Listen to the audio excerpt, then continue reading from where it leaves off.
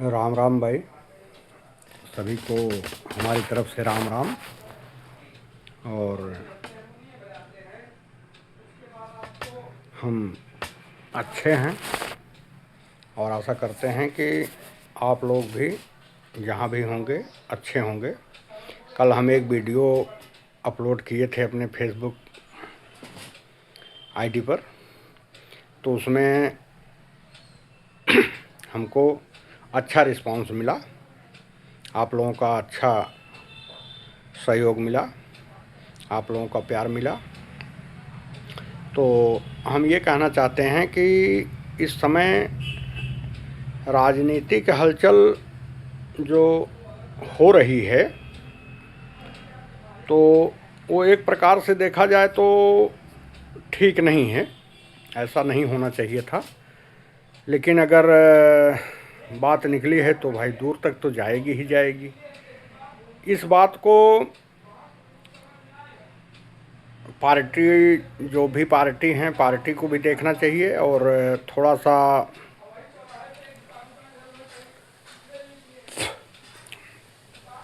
सभी सवर्ण भाई को भी देखना चाहिए। तो हमारा कुल मिला के कहना ये है कि जब भी कोई विवाद खड़ा होता है तो उसमें नुकसान होता है, क्योंकि मध्य प्रदेश में एक बार पहले हो चुका है। इसके पहले विधानसभा का चुनाव था, शिवराज जी उस समय मुख्यमंत्री थे वहाँ के। दूसरी बार 2024 में यहाँ लोकसभा का चुनाव हुआ, उसमें भी सवर्ण यानी क्षत्रिय की नाराज़गी सुनाई पड़ी थी, उसका भी नुकसान हुआ था। और 2000 उसमें जब उधर हुआ था, क्या नाम, छत्तीसगढ़ में शिवराज जी मुख्यमंत्री थे, उसमें भी आरक्षण की वजह से हुआ था। उन्होंने कुछ ऐसा बोल दिया था कि कोई माई का लाल आरक्षण ख़त्म नहीं कर सकता। उसमें ब्राह्मणों को इस बात का बुरा लगा और ब्राह्मणों में एकता हुई तो शिवराज सिंह चौहान की कुर्सी चली गई। उस समय सरकार जो है बदल गई थी और 24 में भी नुकसान हुआ।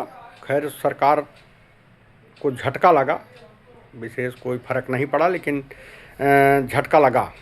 जिस हिसाब से मिलना चाहिए था समर्थन, उस हिसाब से नहीं मिला था। तो अब 2027 का चुनाव फिर आ रहा है और फिर एक बखेड़ा खड़ा हो गया है। तो इस तरीके से बखेड़ा खैर खड़ा नहीं होना चाहिए। अब हो गया है तो भाई हो गया है, अब उसका क्या परिणाम होगा वो तो भगवान जाने। लेकिन हलचल बहुत तेज़ है, कब क्या होगा ये कुछ पता नहीं है।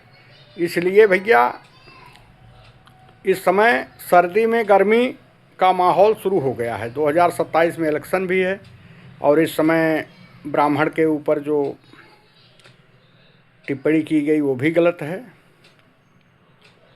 तो अब देखिए क्या होता है।